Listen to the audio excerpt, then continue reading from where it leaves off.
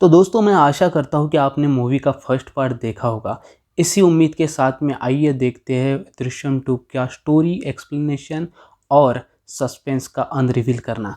तो दोस्तों मूवी की स्टार्ट होती है, घना अंधेरा है चारों तरफ और ऐसे में एक आदमी इधर-उधर भाग रहा है। इधर-उधर भागते वक्त वो आदमी आके रुक जाता है एक अंडर कंस्ट्रक्शन पुलिस स्टेशन के सामने। फर्स्ट पार्ट में आपने देखा होगा जॉर्ज कुट्टी यानी कि हमारे मोहनलाल, जो कि उस बंदे की जिसका जिसका एक्सीडेंटली उनके बेटी के द्वारा मर्डर किया गया है, उस बंदे की लाश को जाकर रख देते हैं पुलिस स्टेशन में। वो पुलिस स्टेशन अंडर कंस्ट्रक्शन होता है, तो वहाँ पर वो लाश रख देते हैं और वहाँ से निकलते हैं और ये जो बंदा इधर-उधर भाग रहा है, ये उनको वहाँ पर देख लेता है। बट उनकी कोई आपस में पहचान नहीं होती। वो बंदा देखता है और चला जाता है क्योंकि उसके पीछे लगी होती है पुलिस। अब वो इधर-उधर भागते वक़्त एक घर के पास में जाता है। अब भागते-भागते वो एक घर के पास में जाता है, वहाँ पे खिड़की के पास में जाता है और अंदर मैरी करके एक लेडीज़ होती है जिनको वो आवाज़ देता है, मैरी प्लीज़ दरवाज़ा खोलो। मैरी दरवाज़ा नहीं खोलती बट खिड़की से देखती है और तभी वहाँ पर पुलिस का अटैक हो जाता है। चारों तरफ से पुलिस उसको घेर लेती है, उठा के ले जाती है। अब हमें मूवी 6 साल के बाद में दिखाई जाती है। तो आफ्टर 6 ईयर मूवी स्टार्ट होती है और हमें दिखाया जाता है जॉर्ज कुट्टी की फैमिली। तो जॉर्ज कुट्टी हमारे जो मोहनलाल है वो, उनकी वाइफ़ है रानी, उनकी 2 बेटियाँ। अभी हमारे जो जॉर्ज कुट्टी है वो काफ़ी वेल एस्टेब्लिश्ड पर्सन हो चुके हैं। फर्स्ट पार्ट में वो बस एक केबल नेटवर्किंग का बिज़नेस करते थे, जहाँ पे उनके हाथों के नीचे था एक बंदा। अभी वो हो गया है एक थिएटर के मालिक। थिएटर के मालिक होने के पीछे की भी एक अलग सी स्टोरी है। दरअसल जॉर्ज कुट्टी की जो वाइफ़ है रानी, उनके पिताजी ने एक ज़मीन उनके नाम पे की थी, जहाँ पर जॉर्ज कुट्टी ने अपना एक थिएटर ओपन कर लिया है।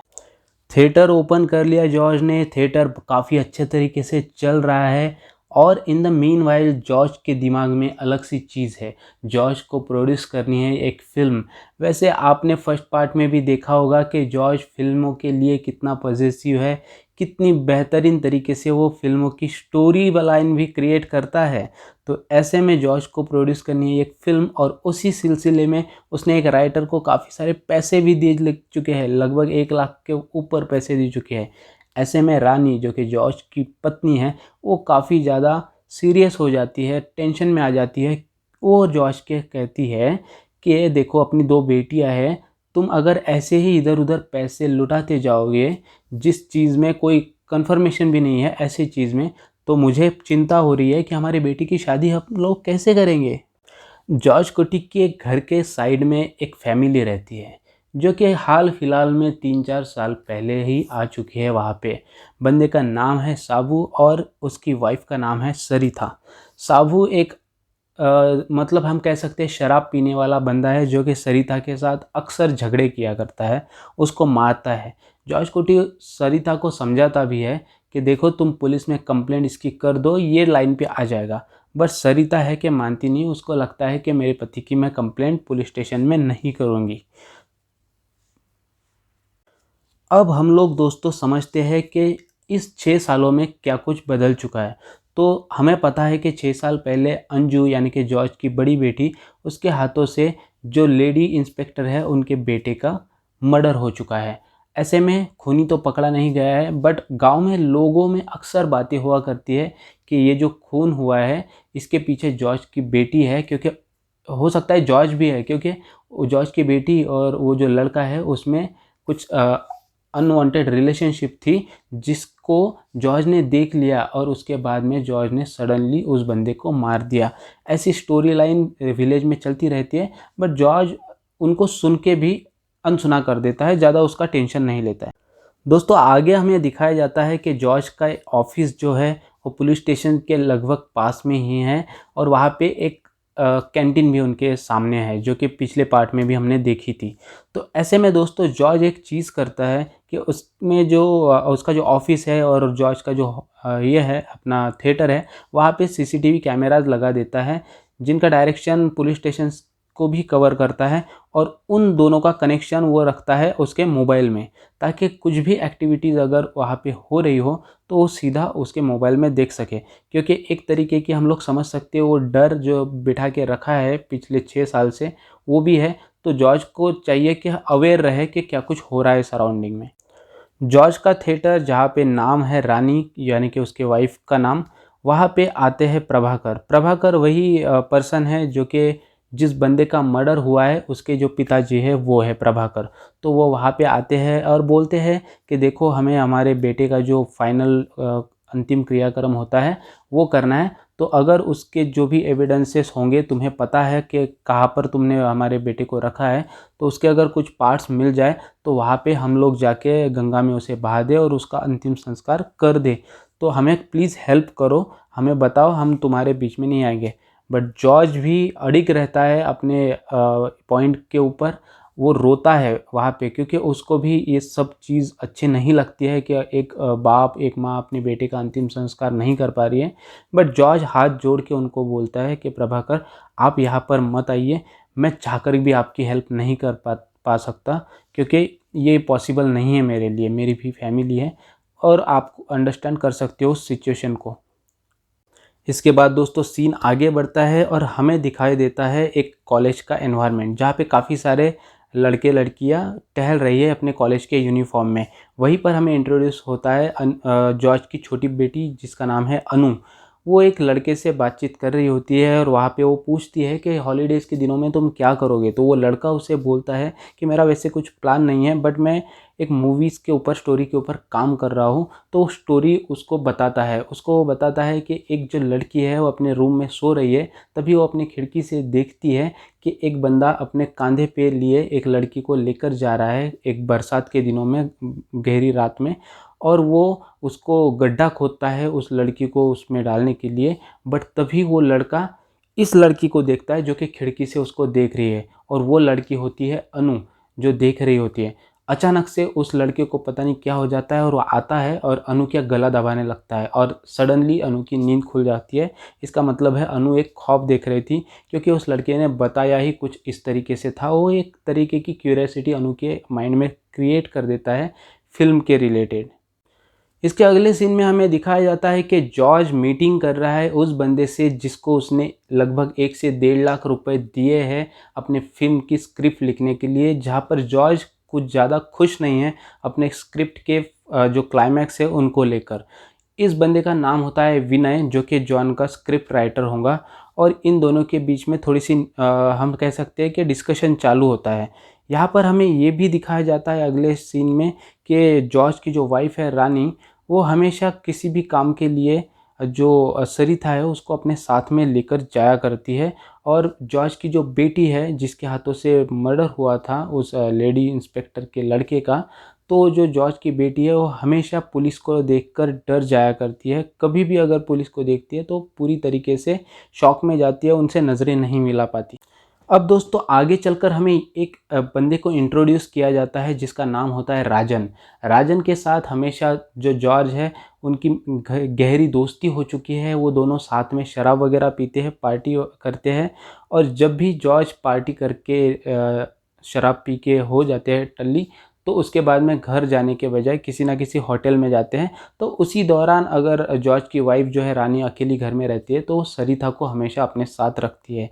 इन सब चीज़ों में हमेशा ही इन दोनों की गहरी दोस्ती इधर सरिता की और रानी की हो रही है, और उधर गहरी दोस्ती है जॉर्ज और राजन की, जो कि क्योंकि जॉर्ज ने राजन को बोला हुआ है कि मैं तुम्हें अपनी फिल्म में ले रहा हूँ, जो कि बस कुछ ही दिनों में चालू हो जाएगी। कुछ फाइनेंशियल वगैरह या फिर ये जो रहता है थिएटर वालों का, उनका अगर एक थोड़ा सा मसला सॉल्व हो जाए तो हमारी फिल्म चालू हो जाएगी। तो इन दोनों की जो दोस्ती है वो दिखाई गई है। और ऐसे में ही जो सरिता है वो रानी को ये भी बताती है कि गांव में किस तरीके के रूमर्स तुम्हारे लड़की के बारे में फैल रहे हैं। सब लोग ये बोल रहे हैं कि तुम्हारे लड़की का और उस बंदे का जिसका मर्डर हुआ है उसका कुछ अफेयर था, और ऐसे अनवांटेड सिचुएशन में तुम्हारे पति ने उसको देख लिया और सडनली उसको मार दिया। तभी रानी जो है वो ओवर रिएक्ट कर देती है वहाँ पे, और वो बोलती है कि ऐसा कुछ नहीं हुआ, वो तो हमारी जो बेटी है उसके वजह से, ऐसा कह के वो वहाँ पे रुक जाती है, क्योंकि जॉर्ज हमेशा उनको कहता है कि हम चारों में के अलावा इस चीज़ को बाहर नहीं जाना चाहिए, हमें किसी के भी साथ इसको डिस्कस नहीं करना चाहिए। वो चीज़ रानी को याद आती है और रानी वहीं पे रुक जाती है। इसके बाद में दोस्तों हमें कुछ जॉर्ज की फैमिली टाइम दिखाया जाता है, जहाँ पर वो अपनी बेटी के अंजू के बारे में, शादी के बारे में डिस्कस करते हैं। हमारी छोटी बेटी ने कैसे कपड़े पहनने चाहिए उसके बारे में डिस्कस करते हैं। इन्हीं सब फैमिली टाइम के बीच में हमें ये भी पता चलता है कि जो बड़ी बेटी की शादी करनी है उसको, वो चाहती है कि उसको पढ़ना है आगे, तो जॉर्ज इस बात से सहमत होता है, बट रानी इस बात से सहमत नहीं होती है, क्योंकि उसको उसका पास्ट भी पता है। उसको लगता है जितनी जल्दी शादी हो जाए वो अच्छे से उभर जाएंगी इन सब सदमे से। उसके बाद में दोस्तों हमें इंट्रोड्यूस किया जाता है उस बंदे से जिसको एकदम स्टार्ट में मूवी के इंट्रोड्यूस किया गया था, जिसका नाम हमें बताया गया है कि जोस है। जोस वहाँ पे आता है उस कैंटीन में जो जॉर्ज के ऑफिस के सामने है, और वहाँ पर जैसे कि मैंने पहले ही बताया था कि काफ़ी लोगों में डिस्कशन आए दिन चलता रहता है जॉर्ज के बारे में, क्योंकि उनको उनके लिए जॉर्ज एक अच्छा खासा टॉपिक हो गया है डिस्कशन करने का। जॉर्ज के बारे में डिस्कशन चलता रहता है, तो जोस वहाँ पे आता है, वो कुछ जानना चाहता ही है, तभी उसके रिलेटेड, जॉर्ज के रिलेटेड जानने की कोशिश ही करता है, तो तभी वहाँ पे एक बाहर एक्सीडेंट हो जाता है। तो ऐसे ही हमें दिखाया गया है कि जहाँ पर भी जॉर्ज के बारे में जोस जानने की कोशिश करता है, या फिर ऐसा सिचुएशन आता है जहाँ पे जॉर्ज के बारे में कुछ जानने को मिले, तभी जोस का बैड लक होता है और वहाँ पे कुछ ना कुछ अलग सिचुएशन तैयार हो जाती है और वो जानकारी वहाँ से मिस आउट हो जाती है। अब हमें ये भी दिखाया गया है कि किस तरीके से जॉर्ज की जो बड़ी बेटी है वो हमेशा, अगर फैमिली टाइम का डिस्कशन भी चल रहा है बट फिर भी अगर एक गाड़ी आ रही है पुलिस की, उसको अगर सायरन सुनाई दे रहा है तो वो डर जाती है। सभी फैमिली उसका साथ देते हैं क्योंकि वो एक तरीके के सदमे में चली गई है। अब दोस्तों हमें इंट्रोड्यूस कराया जाता है जोस के साथ में। क्या है जोस और क्यों वो उस दिन भाग रहा था, पिछले 6 साल पहले हमें जो फर्स्ट सीन दिखाया था जहाँ पे जोस इधर उधर भाग रहा है, तो क्यों भाग रहा था। तो जोस आता है अपने घर उसकी वाइफ मेरी के पास में, क्योंकि वहाँ पे भी हमने फर्स्ट सीन में देखा था वो मेरी को आवाज़ देता है खिड़की से। तो दोस्तों क्या हुआ था, जोस को दारू वगैरह पीने की हमेशा ही आदत थी, तो बाय मिस्टेकनली जोस मेरी के भाई को मार देता है और उसी वजह से पुलिस उसको गिरफ्तार कर लेती है और अपने साथ में ले जाती है। जोस काफ़ी माफ़ी मांगता है मेरी से, बट मेरी उसको माफ़ नहीं कर पाती, हमेशा उसको ठुकरा देती है। अब हमें दिखाया जाता है कि जोस जो है वो सुलेमान चाचा के होटल में आया है, जो होटल जॉर्ज के ऑफिस के सामने है। तो वहाँ पे आके वो कुछ काम धंधा मांगता है, तो सुलेमान चाचा बोलते हैं कि मेरे यहाँ पे तो कुछ काम मिलने की चांसेस कम हैं, बट तुम जॉर्ज के होटल में जाओ, सॉरी जॉर्ज के थिएटर में जाओ, वहाँ पे जॉर्ज ने नया थिएटर डाला है तो तुम्हें कुछ मिल सकता है। अब अगले सीन में हमें इंट्रोड्यूस किया जाता है पुलिस इंस्पेक्टर फिलिप्स को। फिलिप्स को आता है किसी का कॉल जहाँ पे कुछ इन्फॉर्मेशन उनके साथ में शेयर होती है। फिर जाके अगला सीन आता है, वहाँ पे जॉर्ज और उसके वाइफ और बड़ी बेटी खाने के टेबल पर बैठी हुई रहती है, तभी पुलिस के आने की आवाज़ उसको जाती है। तो जॉर्ज की बड़ी बेटी वहाँ पे डर जाती है पुलिस के सायरन का आवाज़ वगैरह सुन के। जॉर्ज उसको समझाता है, देखो तुम्हें हिम्मत से काम लेना होगा और अभी दरवाज़ा खोलने भी तुम ही जाओगे। तो जॉर्ज की बड़ी बेटी जाती है, बट वो रिटर्न आती है और वो कहती है कि पापा एक्चुअली हमें नहीं, मुझे नहीं, किसी को नहीं, वो लोग मम्मी को ढूंढ रहे हैं, वो लोग मम्मी से बात करना चाहते हैं। सभी लोग डर जाते हैं। अचानक से ये सीन बहुत ही बढ़िया तरीके से शूट किया गया है दोस्तों। सभी लोग डर जाते हैं, जॉर्ज की वाइफ भी आगे जाती है। तब वो पुलिस वाले उसको बोलते हैं कि क्या कंप्लेंट तुम ही ने की थी, क्योंकि जो सरिता है उसका पति उसको मारता है, तो उसकी कंप्लेंट एक्चुअली की थी और उसी के सिलसिले में इंक्वायरी के लिए पुलिस जॉर्ज की वाइफ रानी से थोड़ा बहुत इंक्वायरी करना चाहती है, बात करना चाहती है। तो वहाँ पे वो सीन जो है बाय फाइनली में जाके एक क्लाइमैक्स पे आके नॉर्मल हो जाता है। यहीं पर पुलिस साबू को भी समझा देती है जो कि सरिता का पति है, और उसको अच्छे से वार्न कर देती है कि तुम अभी इसके बाद में सरिता को मारोगे नहीं। ऐसे सीन ख़त्म होते होते हमें पता चलता है कि साबू के मन में जॉर्ज की फैमिली के बारे में काफ़ी ज़्यादा कड़वाहट अभी पैदा हो चुकी है। वो बिल्कुल से डिसलाइक करता है। अगर से रानी उसके घर के आसपास भी आती है तो इतना खूंखार नज़र से रानी को देखता है, तो रानी भी पहचान जाती है कि वो मुझे डिसलाइक कर रहा है, वो मेरा दुश्मन बनते जा रहा है। आगे हमें दिखाया जाता है कि डरी हुई अंजू जो है वो हमेशा उसी हादसे के बारे में सोचती है। नींद में भी लगभग उसको वही ख्वाब आते रहते हैं और ऐसा ही ख्वाब उस दिन भी उसे आया है। तो अंजू को जो लड़का है जिसका मर्डर हुआ है उसकी माँ दिखती है खिड़की में, और वो उसको बोल रही है कि तुमने मेरे बच्चे को मार दिया, उसको मर्डर कर दिया और अच्छे से सो रहे हो तुम सब फैमिली। अंजू वहाँ पे उठ जाती है, उसको फीट का दौरा पड़ता है। तभी जॉर्ज उसकी पत्नी वहाँ पे आती है, उसको समझाते हैं और उसकी केयर लेते हैं। उसको हॉस्पिटल में लेके जाते हैं। डॉक्टर भी बोलती है हमें थोड़ा बहुत टाइम इसे देना चाहिए, अभी वो फाइनली नॉर्मलाइज हो रही है काफ़ी सालों से, तो हमें और टाइम उसको देना चाहिए। अब साबू का थोड़ा-सा सीन दिखाया जाता है जहाँ मेरी के एक्सेप्ट ना करने पर वो अपनी माँ के पास जाता है और वो बोलता है कि माँ तुम मेरी को थोड़ा बहुत समझाओ। इस सीन को यहीं पर कट कर दिया जाता है और आगे चल के हमें इंट्रोड्यूस किया जाता है रॉय से। रॉय एक पुलिस ऑफिसर है जो कि काफ़ी बड़े ओहदे का ऑफिसर है। फिर मूवी आगे बढ़ती है और हमें दिखाया जाता है जो उसकी माँ भी गई है इसके पास में, मेरी के पास में उसको समझाने के लिए, बट वो आके जोश को बोलती है कि देखो थोड़ा सा टाइम लगेगा क्योंकि मेरी को एक सदमा बैठा है, इतनी जल्दी वो उसको तुमको माफ़ नहीं करने वाली है। आगे चल के हमें ये भी दिखाया जाता है कि किस तरीके से आजकल जो जॉर्ज है वो अपनी बेटी को किसी लॉन्ग हॉलीडेज़ पे ना भेजते हुए उसके जो दोस्त लोग हैं उनको ही घर पे बुला लेते हैं, घर पे ही पार्टी करते हैं। पार्टी करते टाइम में जो छोटी बेटी है जॉर्ज की, वो एक बंदे को उस सीन को रिक्रिएट करते टाइप में रानी को लगता है कि जो जिस तरीके से मारा था उस बंदे को 6 साल पहले, उस तरीके का कुछ इन्फॉर्मेशन तो नहीं दे रही है ना जॉर्ज की छोटी बेटी अनु, ऐसा सब कुछ रानी को लगता है। तो वो जाके उसको मारती भी है। जॉर्ज उसको थोड़ा बहुत समझाता है। उसी के साथ-साथ ये भी दिखाया जाता है कि जो सरिता है वो जॉर्ज के घर आई है, उसके उनके घर पे रह रही है और फाइनली में जाके हमें एक ट्विस्ट रिवील किया जाता है। एक ऐसा ट्विस्ट है दोस्तों जिसको मैंने पहले ही एक्चुअली सच मायने में भाँप लिया था। अभी ये जो सरिता है और साबू है, ये दोनों हस्बैंड वाइफ तो है, बट दोनों के दोनों पुलिस है, अंडरकवर एजेंट है। पिछले कुछ साल से ये लोग जॉर्ज कुटी के घर के सामने, घर के साइड में रह रहे हैं और उनको रखा है नज़र रखने के लिए इंस्पेक्टर रॉय ने। तो जो रॉय हमें दिखाए गए थे उनका ये प्लान पिछले कई सालों से चल रहा है। ये दोनों जॉर्ज के साथ में काफ़ी ज़्यादा घुल-मिल गए हैं, ख़ास करके सरिता जो है वो जॉर्ज के फैमिली में उसकी वाइफ़ के साथ में काफ़ी ज़्यादा घुल-मिल गई है और जाकर के उसके बेडरूम में अलग-अलग हिस्सों में माइक्रोफ़ोन्स वग़ैरह भी लगाए हुए हैं ताकि जॉर्ज और जो रानी है वो जो भी बातें करे वो ये लोग सुन सके। पिछले 2 सालों से ये दोनों उन दोनों के ऊपर नज़र रखे हुए हैं, उनकी क्या बातें चल रही है, उनके घर में क्या कुछ हो रहा है, कहीं से तो कोई क्लू मिल जाए इस बारे में ये दोनों हमेशा ही इंक्वायरी करते रह रहे हैं। पर जॉर्ज भी कुछ कम नहीं है। जॉर्ज ने कभी भी रानी को उस हादसे के बारे में इन 2 ढाई सालों में कभी भी उन दोनों के बीच में एक अच्छी खासी बात नहीं हुई। जॉर्ज ने कुछ भी रिवील नहीं किया होता है, तो इन दोनों का कोई फ़ायदा नहीं होता है। 2 सालों से रहकर भी उनको कोई क्लू नहीं मिलता है। रॉय अपने दोनों ऑफिसर्स को फिर से एक बार कॉन्फिडेंस में लेके अच्छे से बताता है कि हमें इनका जो इन्वेस्टिगेशन है वो काफ़ी खुफिया तरीके से करना पड़ेगा। वो बोर्ड में भी समझाता है कि कितने किलोमीटर के दायरे में ये सब कुछ आता है, कहाँ-कहाँ पर चांसेस है उसने लाश छुपाई रखी होगी।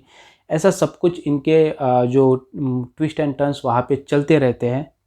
अब सरिता भले ही कितना भी ट्राई कर ले रानी से पूछने का, कितने भी इंसिडेंट उसके सामने लाकर पटक दे, बट जॉर्ज ने इवन रानी को भी कुछ बताया नहीं होता है, तो रानी के मुंह से सच आ ही नहीं सकता है। किसी को भी कुछ पता नहीं रहता है। जो कुछ भी होता है, जो कुछ भी होता है, जो जॉर्ज की माइंड में होता है। पुलिस का इन्वेस्टिगेशन चल रहा है तो जॉर्ज के भी वो ध्यान में आ जाता है। तो जॉर्ज को लगता है कि कुछ ना कुछ तो इन लोगों का चल रहा है। इन्हीं सब चीज़ों के इर्द-गिर्द एक बंदे के पास में पुलिस पहुंचती है जो कि बताता है कि उस रात पिछले 6 साल पहले मैंने जॉर्ज की गाड़ी को देखा था सेंट जोसेफ चर्च सेमेट्री के पास में जाते हुए। तो पुलिस को लगता है कि वहाँ पर भी हो सकता है जॉर्ज ने उस लाश को दफनाया होगा। ऐसे में जॉर्ज का आमना-सामना जोश के साथ भी होता है। जोश जॉर्ज को कुछ पूछता है कि कैसे हो, क्या हो? तो जॉर्ज भी क्योंकि जॉर्ज ने उसको देखा हुआ नहीं रहता है पहले, बट हाय हेलो कर लेता है और सुलेमान भाई से भी पूछता है कि ये बंदा कौन है भाई? मुझसे इतना घुल-मिल क्यों रहा है जैसे कि मुझे जानता हो? उसी के साथ साथ दोस्तों सरिता का हमेशा ये ट्राई चल ही रहा है कि रानी से कुछ ना कुछ उगलवा ले। रानी को एक क्लिक मार देती है, वो ऐसा एक ट्रिगर दे देती है कि देखो पुलिस को एक लग रहा है कि सेंट जोसेफ चर्च सेमेट्री के पास में जॉर्ज ने लाश को दफनाया है, ऐसा डाउट पुलिस को आ रहा है, तो वहाँ पे पुलिस छापेमारी करने वाली है। ऐसे में रानी घबरा जाती है, वो तुरंत जॉर्ज को कॉल करती है, तुम पहले घर पे आ जाओ, और वहाँ पे बोलती है कि देखो तुम मुझ पे ट्रस्ट नहीं करते हो क्या, मुझे बता दो कहाँ पे है। मैं कभी नहीं बताऊँगी, मुझे हमेशा ये डर लगा रहता है कि यहाँ से लाश मिल जाएगी, वहाँ से लाश मिल जाएगी, पता नहीं रहता है। अगर तुम मुझे बता दो तो एक्चुअल में मैं रिलैक्स हो जाऊंगी, मेरे दिमाग का वो जो टेंशन पिछले 6 साल से मैं पाल रही हूँ वो निकल जाएगा। यही सब बातें सरिता और उसका पति साबू सुन रहा होता है अपने घर में, बट उनको वहाँ पे कुछ भी नहीं मिलता। क्योंकि क्योंकि जॉर्ज कुछ बताता नहीं है। चाहे कितनी भी कठिन सिचुएशन आ जाए, चाहे कितना भी कोई इमोशनल हो जाए, जॉर्ज के मुंह से कुछ निकलता नहीं है। अब सीन आगे बढ़ता है और एक करवट लेता है, क्योंकि जोश जो है वो सुलेमान के होटल से थोड़ा बहुत नाश्ता करके बाहर निकल रहा होता है, तो उसकी नज़र पड़ती है सामने वाले पुलिस स्टेशन के ऊपर। अब उसको सब किस्सा याद आ जाता है, उसको वो एक चीज़ याद आ जाती है जब उसने पिछले 6 साल पहले जॉर्ज को पुलिस स्टेशन से एक शॉल वगैरह लेकर बाहर निकलते हुए देखा था। अब वो जॉर्ज से भी मिल चुका है, तो उसने जॉर्ज को पहले भी देखा है 6 साल पहले और आज भी देखा है, तो उसको समझ में आ जाता है सब खेल। और उसको ये चीज़ भी पता रहती है कि पुलिस इन्वेस्टिगेशन कर रही है एक लाश का, तो अगर वो लाश मिल जाती है तो पुलिस हो सकता है कि एक अच्छा खासा इनाम भी उसको दे दे। तो यही चीज़ वो फिलिप्स को बताता है फ़ोन करके कि मेरे पास एक इन्फॉर्मेशन है। तभी रॉय बोलता है कि ठीक है, उस बंदे को यहाँ पर बुला लो।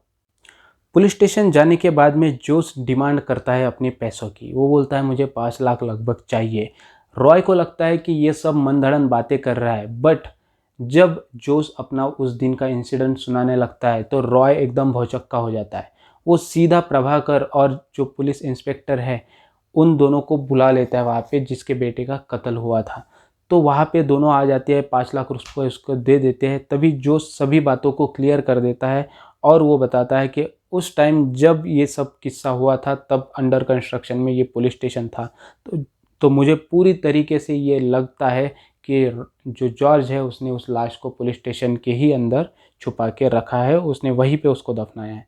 तभी प्रभाकर को भी क्लिक होता है कि जब वो गया था उसके रॉय अपने जॉर्ज के थिएटर में, तो जॉर्ज ने बोला था कि मगर अगर मैं चाहूँ तब भी आपको ये बता नहीं सकता हूँ। जॉर्ज रो रहा था, तो उसको डेफिनेटली लगता है कि उसने यहाँ पे जो ये है पुलिस कांस्टेबल है जो वहाँ पे एरिया है, वहीं पे उसको दफनाया होगा उस लाश को।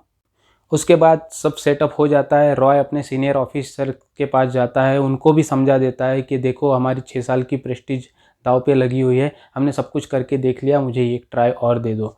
तो वहाँ पे सीनियर ऑफिसर्स भी इस चीज़ को अप्रूव कर देते हैं कि पुलिस स्टेशंस को काफ़ी खुफिया तरीके से किसी को लीक खबर ना होते हुए अंदर ही अंदर हमें ये काम करना है और हमें ढूंढना है और हमें उस लाश तक पहुंचना है। अब जॉर्ज ने अपना कैमराज वगैरह ऑफिस के उसके तरफ करके रखे थे, मैंने पहले ही बताया था पुलिस स्टेशन की तरफ। तो अपने मोबाइल पर ही वो सब चीज़ें देखता है कि पुलिस स्टेशन के अंदर कुछ ना कुछ कार्रवाई चल रही है, खुदाई वगैरह चल रही है। उसको पूरा डाउट आ जाता है कि अभी स्केलेटन बाहर आने वाला है। वो दौड़ते दौड़ते अपने ऑफिस में जाता है और सचमुच में स्केलेटन बाहर भी आ जाता है। निकले हुए स्केलेटन को फॉरेंसिक टीम के पास में भेज दिया जाता है और हमें अगले सीन में दिखाया जाता है कि जो विनय है, जो कि स्क्रिप्ट राइटर है जॉर्ज के फिल्म के, वो भी देखते हैं टीवी के ऊपर एक न्यूज़ चल रहा है जिसमें एक स्केलेटन पुलिस वालों को मिला है पुलिस स्टेशन के अंदर, और जॉर्ज जो है वो एक मेन सस्पेक्ट है। तो यही सब सीन में चलते हुए हमें स्टोरी को आगे बढ़ाया जाता है। अगले सीन में हमें दिखाया जाता है कि इंस्पेक्टर रॉय जो है वो प्रभाकर और उनकी वाइफ गीता को अपने ऑफिस में बुलाते हैं। वो सभी मिली हुई चीज़ों का ब्यौरा उनको देते हैं, उसकी एज वगैरह बताते हैं और बोलते हैं कि उसके स्कल पर भी एक चोट लगने का निशान है। तो उसके बाद में हमें एज स्केलेटन मिल चुका है, सब कुछ उस वही से मैच हो रहा है, तो जॉर्ज को एक मेन सस्पेक्ट समझते हुए अदालत में केस चल जाती है। तो जॉर्ज की जो वकील होती है वो सिंपली बोलती है कि जॉर्ज का इससे कुछ कनेक्शन है ही नहीं, ये केस बनता नहीं है। बट जो गीता के वकील होते हैं वो बोलते हैं कि हमें थोड़ा बहुत टाइम चाहिए, हम लोग इसके बारे में डेफिनेटली सबूत वगैरह सब कुछ पेश करेंगे। तो उसको एक दिन का टाइम भी मिल जाता है। दृश्यम 1 की तरह से ही फिर अगले सीन में हमें दिखाया जाता है जहाँ पर जॉर्ज की पूरी फैमिली खड़ी है और काफ़ी सारे पुलिस वाले खड़े हैं। वहाँ पे गीता भी है, प्रभाकर भी है, रॉय भी है। वो सब लोग उसको पूछते हैं कि बताओ तुमने क्यों मारा। तो जॉर्ज सिंपली उसी तरीके से अपनी स्टोरी रिपीट करना चाहता है और बोलता है कि मेरा कोई कंसल्ट इससे नहीं है। तब जोश को भी इंस्पेक्टर रॉय पेश करता है और बोलता है कि देखो ये जो स्टोरी बोल रहा है ये सब कुछ मैच करता है। तो जॉर्ज बोलता है कि मैं जोश को भी नहीं जानता हूँ, मुझे सब कुछ ये सब पता नहीं है। बट वहाँ पे गीता को गुस्सा आ जाता है, वो प्रभाकर को भी काफ़ी ज़्यादा थप्पड़ लगा देती है और प्रभाकर जॉर्ज की जो बेटी है अंजू उसको भी एक काफ़ी ऊंचे स्वर में बात करती है और उसको डराती धमकाती है। जॉर्ज मिन्नतें करता है कि देखो उसको फीट के दौरे वगैरह पड़ते हैं, वो मर जाएंगी, ऐसा सब कुछ हो जाएगा, ये एक डॉक्टर का इंतज़ाम करो। बट गीता वहाँ पे पूरे गुस्से में होती है, उसको लगता है ये सब नाटक कर रहे हैं, पिछली बार भी इस तरीके से उन्होंने नाटक किया था। बट सचमुच अंजू को फीट आते हैं, वो चक्कर खा के वहाँ पे गिर जाती है। फिर हमें इंट्रोड्यूस वहाँ पे इन द मीनवाइल ये भी किया जाता है, जो दो इंस्पेक्टर थे जो सरिता और साबू, उनको भी इंट्रोड्यूस वहाँ पे किया जाता है। वो पुलिस की वर्दी में वहाँ पे आते हैं। जॉर्ज और उसकी फैमिली उन दोनों को देख के भौचक्का हो जाते हैं, उनके आटे टाइट हो जाते हैं। वो बोलते हैं कि अब तो गए। तो इन्हीं सब चीज़ों के बीच में हमें ये भी दिखाया जाता है कि जो सरिता है उसका कनेक्ट कुछ ना कुछ इस फैमिली से अब हो चुका है पिछले 2-2.5 साल से।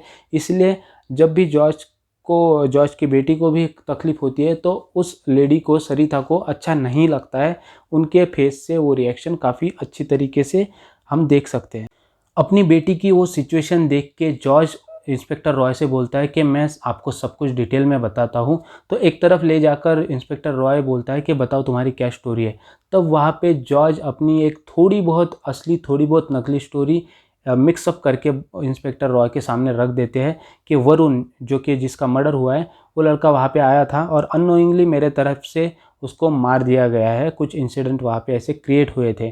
तो इंस्पेक्टर रॉय बोलता है कि इसका क्या सबूत है। तो ये बोलता है कि जो वरुण है उसके कपड़े मेरे पास है और जिस रॉड से उसको मारा गया था वो भी मेरे पास है। मैं आपको वो सब कुछ पेश कर सकता हूँ, बस आप मेरी फैमिली को इन सब चीज़ों से दूर रखिए और मुझे उस सब चीज़ों की सज़ा दीजिए क्योंकि सब कुछ मैंने किया है। बट गीता का जो है वो गुस्सा काफ़ी तेज़ हो चुका है। उसको लगता है कि सिर्फ जॉर्ज को सज़ा नहीं होनी चाहिए, ये सब कुछ मेरे बेटे के साथ उन सब की पूरी फैमिली ने किया है, तो पूरी फैमिली जेल में जानी चाहिए। अब अगले सीन में हमें दिखाया जाता है कि फिलिप जॉर्ज को कोर्ट में एक पुलिस की वैन में लेकर जा रहे हैं। अब रॉय और गीता, प्रभाकर यहाँ पे अलग से एक रूम में बैठे हुए हैं जहाँ पे रॉय फिलिप्स को बोलता है कि कोर्ट में जो कुछ भी चीज़ें होंगी उनको मुझे अपडेट करो। अब वहाँ पे रॉय, गीता और प्रभाकर इन सब से मिलने आता है विनय। विनय वही स्क्रिप्ट राइटर है जिसकी स्टोरी लिखने के लिए जॉर्ज ने उनको रखा हुआ था। उनको लगभग 1 से 1.5 लाख रुपए दिए थे। दोस्तों यहाँ पे फिल्म में आता है एक अच्छा खासा ट्विस्ट, क्योंकि यहाँ पर विनय उनको बताते हैं कि लगभग 2-2.5 साल पहले जॉर्ज मेरे पास आए थे एक स्क्रिप्ट को लेकर और उनको क्लाइमैक्स अच्छा नहीं लग रहा था, तो उनको उसमें काफ़ी सारे चेंजेस करने थे। विनय उन तीनों को यानी कि गीता, प्रभाकर और इंस्पेक्टर रॉय को एक अलग सी स्टोरी बताते हैं जो कि जॉर्ज ने उनको बताई थी। तो वो स्टोरी कुछ इस तरीके से होती है जो कि जॉर्ज की स्टोरी से, जो दृश्यम में फर्स्ट पार्ट है, उससे थोड़ी सी रिलेटेड होती है। तो वहाँ से ये तीनों लोग समझ जाते हैं कि जॉर्ज को अपने ही स्टोरी के ऊपर एक मूवी बनानी है। बट उनको ये समझ नहीं आता है कि उस मूवी का जो क्लाइमैक्स होता है वो उसको पसंद क्यों नहीं आ रहा है। बट अचानक से फिलिप्स का फ़ोन आता है और फिलिप्स बोलता है कि जॉर्ज ने अपने जो गुनाह है उनको कबूलने से मना कर दिया। उसने बोला है कि पुलिस ने डरा धमका पर मुझसे एक बयान लिया था। तो तभी ये लोग सस्पेंस से एकदम ये हो जाते हैं कि अभी ऐसा क्या हो गया। अब विनय इंस्पेक्टर रॉय को ये भी बताता है कि 6 महीने पहले जॉर्ज ने लगभग एक नॉवेल लिखा था जिसको उसने अपने नाम पर नहीं बल्कि मेरे नाम पर, विनय के नाम पर पब्लिश किया था।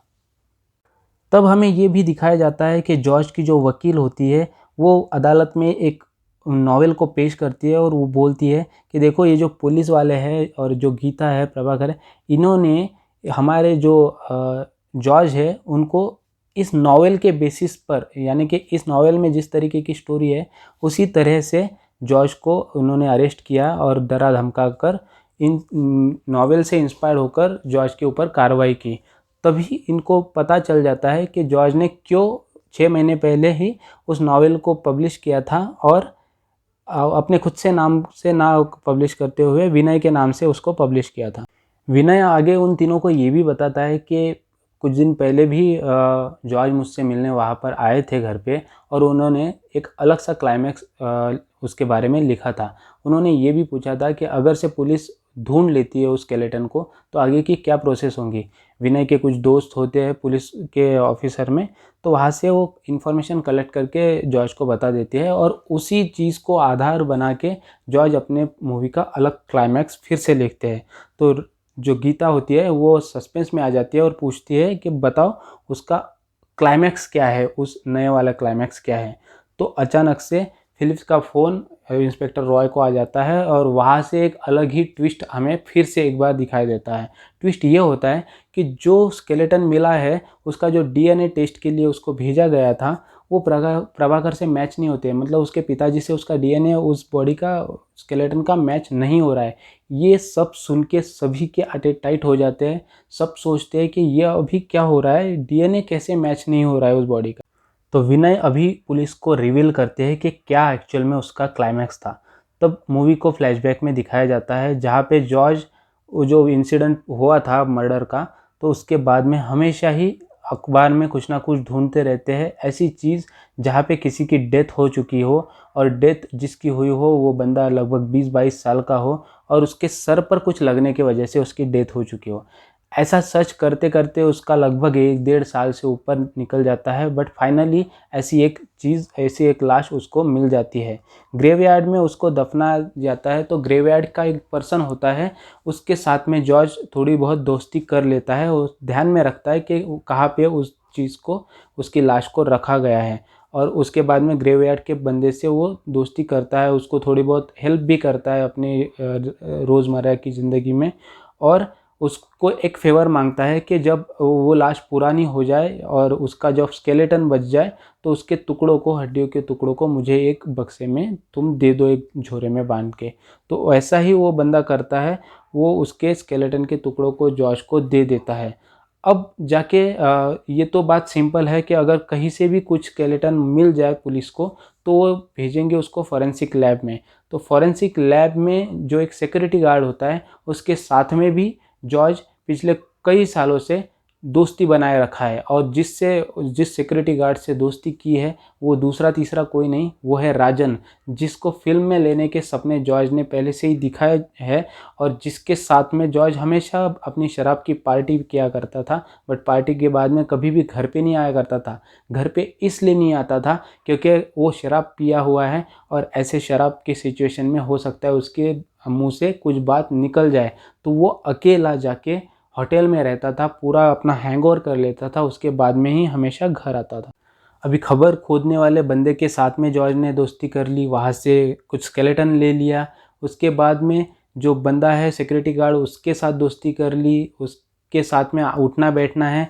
और जब पुलिस वालों को पुलिस स्टेशन के अंदर वरुण की लाश, सॉरी उसकी जो स्केलेटन है वो मिल जाते हैं, तब दृश्यम रियल में स्टार्ट होता है।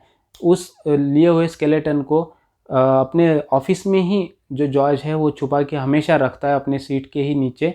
तो वहाँ से वो स्केलेटन को उठाता है, सीधा कॉल करता है सिक्योरिटी गार्ड को यानी कि राजन को, उसको बोलता है कि आज हमें थोड़ी बहुत पार्टी करनी है।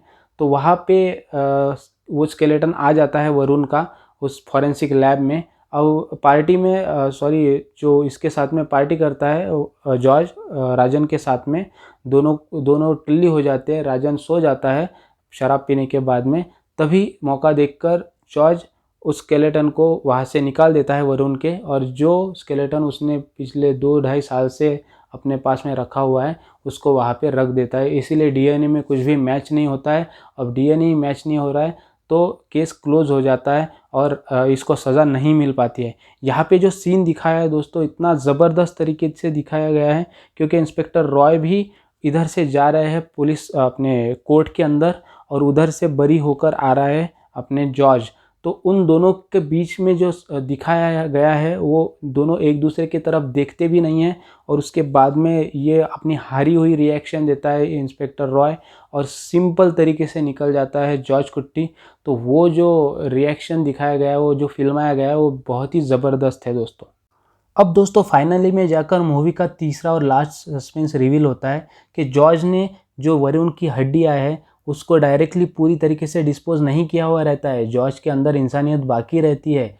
जॉर्ज उन हड्डियों को एक कुंडल में डालता है और उनको अस्थि कलश में डालता है और उनको भेज देता है थोड़े बहुत पैसों के साथ में, एक लेटर के साथ में, एक ज्योतिषी को, एक अंतिम संस्कार करने वाले को। तो उसको ये नंबर भी देता है वो गीता का कि इनको बुलाओ, इनके तरफ से इसको करना है। तो वो पंडित जो है वो गीता को, प्रभाकर को वहाँ पर बुलाते हैं, उनके हाथों से अपने बेटे का वो अंतिम संस्कार करते हैं और अस्थियों को बहाते हैं। तो वहाँ पे हमें ये भी दिखाया जाता है जॉर्ज एक्चुअल में उन लोगों के ऊपर नज़र रखे हुआ है हमेशा से ही, क्योंकि पुलिस जहाँ पे एक स्टेप चल रही है तो जॉर्ज जो है वहाँ पे 2 स्टेप चल रहा है। और यहाँ पर गीता जो है वो जॉर्ज को माफ़ कर नहीं रही है मन से। प्रभाकर जो है वो गीता को समझाने में लगा है, और रॉय जो है वो भी उनको यही बताता है कि हमेशा ही इस डर में जॉर्ज रह रहा है कि कब वो पकड़ा जाएगा। क्या ये डर में रहना यही उसके लिए सबसे बड़ी सज़ा नहीं है? हमेशा उसकी जो फैमिली डर में रह रही है, यही तो उसके लिए सबसे बड़ी सज़ा है कि कब उसको आके पुलिस पकड़ लेंगी, कब किस दिन ये केस रीओपन हो जाएगा। इस डर में हमेशा रहना यही उसके लिए सबसे बड़ी सज़ा है। तो तुम मन से उसको माफ़ कर दो। बट क्या गीता उसको माफ़ कर रही है? क्या पुलिस यहाँ पे रुक जाएंगी? क्या जॉर्ज इसके आगे की और एक सोच अपने माइंड में पाले हुआ है? और क्या इसका थर्ड पार्ट आएगा? आएगा तो कब आएगा? इन सभी चीज़ों के क्वेश्चंस के साथ में ये मूवी हमें छोड़ जाती है। बट श्योरली दोस्तों, डेफिनेटली एक बहुत ही ज़बरदस्त मूवी है। Thank you so much. I hope आपको ये मूवी का जो एक्सप्लेनेशन है अच्छा लगा होगा। थोड़ा बहुत लेंदी हो चुका है, उसके लिए रियली सॉरी। आई होप आपने एंजॉय किया होगा। प्लीज़ चैनल को सब्सक्राइब कीजिए, सपोर्ट कीजिए। Have a nice day. जय हिंद, वंदे मातरम।